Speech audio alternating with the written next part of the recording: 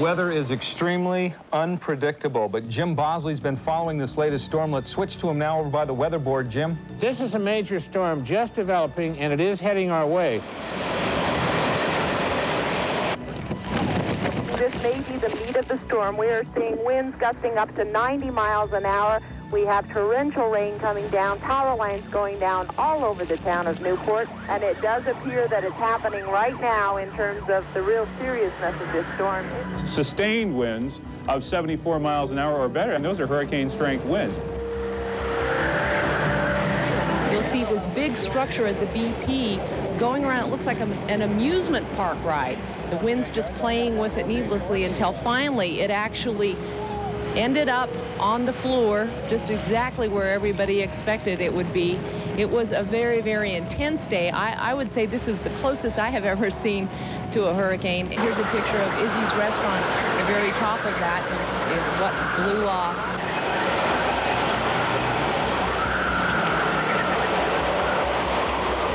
I'm kind of concerned. When we had the Columbus Day storm, there was power outages for 5 to 7 days.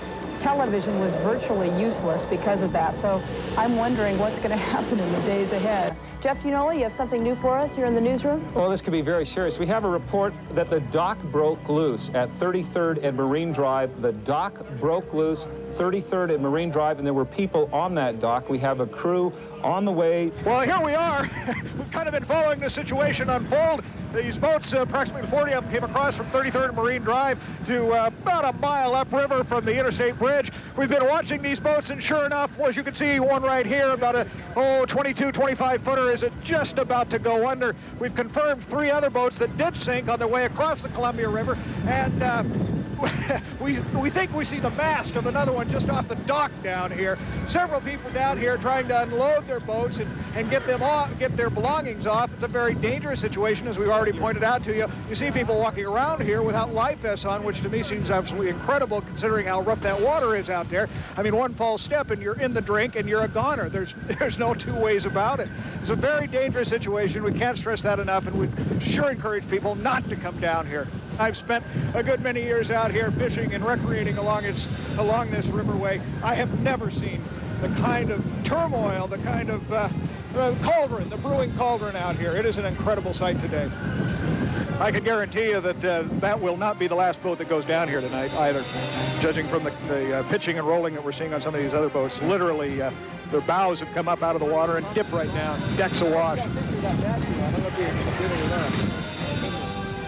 This piece of stuff that you see in the street, it came off the top of the Port of Portland building that's 17 floors.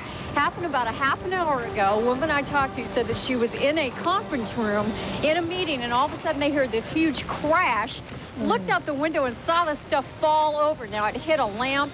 They blocked off traffic on either side, so you have to be careful if you're going to come across anywhere around the Lloyd Center area. And as you can tell, the wind is really starting to whip up. We're at Wilsonville Primary off of Boones Ferry Road, and earlier today, even last night, schools were canceling schools, telling kids to go home early. Well, here is a graphic demonstration. Right here behind me, there used to be a roof. Nothing but sky now. This used to be a play area. Typically on a rainy day, kids would be out here doing their recess. But today, fortunately, the kids were in. You can see the roof over there, about a 60-foot roof, now completely splintered. A tree was blown up. Per hour with sustained winds at 43 miles per hour.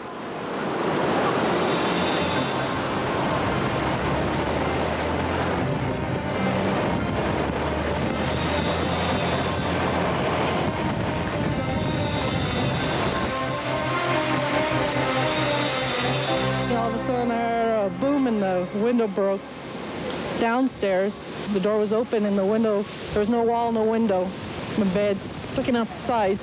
It was scary. I've never seen anything like that before, and my first reaction was I knew there was people inside the apartment, and they can't see it, and I did. Right now, I'm glad that everybody's outside where it's safe. But everybody's pulled together so much. Listen, everything's going to be okay. I have activated the emergency alert system, and I'm advising all storm-affected residents to seek permanent shelter. We are this evening declaring a state of emergency in western Oregon.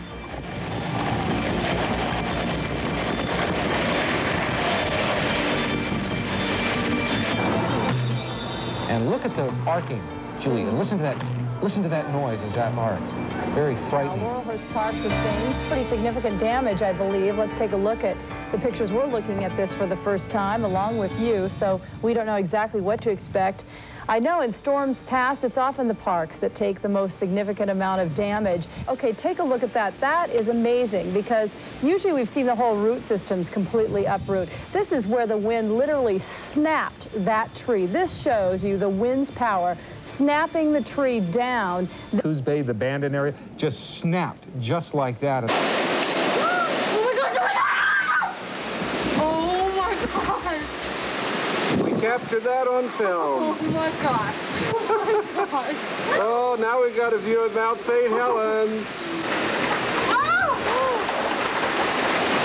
Boy, they're going down like 10 pins around here. Here's the latest video coming into the Channel 2 newsroom. This was a home video now of a home fire in Lake Grove in Lake Oswego there on Twin Fir Drive. We're not exactly sure what happened, but it's definitely weather-related.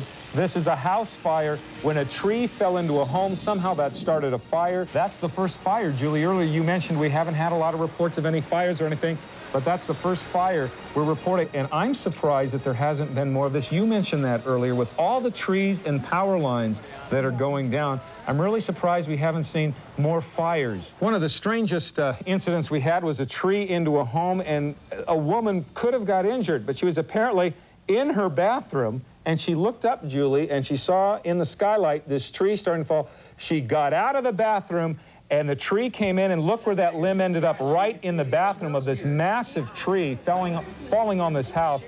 And look at the limb that came right in. She managed to escape because she saw it falling through the skylight. Run down to some of the damage there. Well, Julie, it's been a long, long time since I've seen the kind of damage that we surveyed this afternoon, even in a single neighborhood. Hundreds and hundreds and hundreds of thousands of dollars worth of damage. One area in particular is called Hardwood Highlands. It's a housing development, most of the houses built in the mid-1970s. A tall stand of fir trees is surrounding all of the homes, except tonight, the big difference is that there are so many of those 60, 70, 80, 90-foot fir trees that have collapsed, crashed through roofs.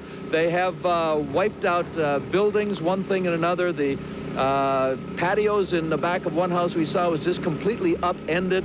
There were cars that became victims of some of the fallen trees. In one particular case, we talked to a 7-year-old boy. His name was Dylan. He was upstairs, the second floor of a home that was the victim of a tree. As he was playing, one of these towering trees came thundering through the roof. As he was there, he thought for sure that he was going to die. Good morning. Nice having you along this morning. The big storm has finally blown its way through the Pacific Northwest. You might best describe this as the calm following the storm this morning. A new day dawns, revealing what was left behind by yesterday's winds of destruction. They stood tall for decades, but now thousands of huge trees have been ripped out of the ground by their roots. Residents must manage without necessities of life. No power, no water, no roof over their head. No, we have no water, no power. I have no phone. No, nothing. Tonight, the Northwest is heading down the road to recovery from the big storm. Force of 100-mile-an-hour winds took this roof off the Vista Villa apartments in Vancouver. Residents say watching the roof blow reminded them of a Judy Garland movie. Wizard of Oz. It was just like that, just raised up and just went like that, and I just screamed. It seemed like the rooftop would have stayed airborne if it hadn't been for this tree. That's the gutter still hanging off of a branch. Oh, it... And to give you an idea of the great expense of this storm, insurance alone says they expect more than 6,000 storm-related claims at a cost of more than $12 million to one insurance company. Signs of the storm are everywhere. Imagine the horror of sitting in a pizza parlor when the entire roof blows off. We noticed at the far corner of the building, the roof started to raise up just a little bit on the outside of the covered patio. And we never thought that the whole roof was going to come off, and all of a sudden it just exploded and it was gone. Food still sits where about a dozen customers were eating before taking cover under tables. Had they ran out the door to their cars, they may not be alive to tell their story. We were just about ready to get in it, and for some unknown reason we sort of hesitated. And when we did, we heard this big boom, and the roof was gone, and we came out here and all these cars were crushed. An ambulance was completely crushed when paramedics stopped to clear debris from Highway 20 east of Newport. A fellow paramedic says they got out just in time. Oregon, Grant McComey, Channel 2 News. An aerial tour starting at the coast and stretching to the Willamette Valley shows off the incredible damage from yesterday's big blow. Governor John Kitzhaber has now had a first-hand look at the storm devastation along the Oregon coast specifically. A Channel 2 news crew rode along with the governor as he took an aerial tour of the coast aboard the Air National Guard plane. The governor also toured heavily damaged areas on foot and visited with troops helping clear Oregon coastal highways. The governor says his office is hard at work on a statewide damage estimate and that a request for federal disaster assistance is likely.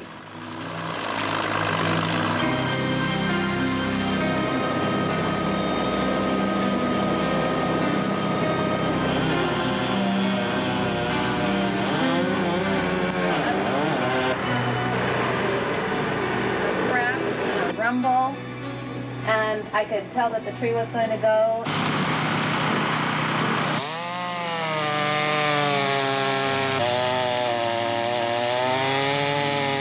If you have a tree down in your yard, you're responsible for having it removed. If the tree is an elm tree, do not keep the logs for firewood. You're supposed to call the city to come and collect the wood. This is state law because officials are worried the beetle that causes Dutch elm disease might be in the bark. We took to the air to see just how bad it really is. The view from above reveals mass destruction throughout our region. This is Bull Mountain, where trees litter the ground like matchsticks. Take a look at this house along the Tualatin River. Trees cover it like a blanket. A flyover the coast provides a dramatic view of a mudslide that's closed Highway 101 near Manzanita. Just as dramatic, the destruction in Newport, where the gas station canopy remains on its side. The Izzy's restaurant has no roof. Governor John Kitzhaber also took to the air today to survey the damage along the coast. He's already declared the region a disaster area. Now he says his office is hard at work on a statewide damage estimate and that a request for federal disaster assistance is likely. Take a look at these dramatic pictures from southwest Portland. The driveway of this home was turned into a bridge from the street to the garage. The earth underneath the driveway washed away during the storm, leaving a huge empty space below. My family, if in that situation. If there's anything good that can come from a tragedy like this one, it's watching how people pull together. Already, Rebecca has had offers for a place to live and food and clothing for her 15-month-old child. But the biggest gift came from Wayne Benson, a man who risked his life to save others. Thank you, and we'll be in touch. We will be getting in touch with him because I would really like to tell him personally, just if it weren't for him, we might not be here, so. He is a true hero to her. One of the most heartwarming stories to come out of the disaster yesterday.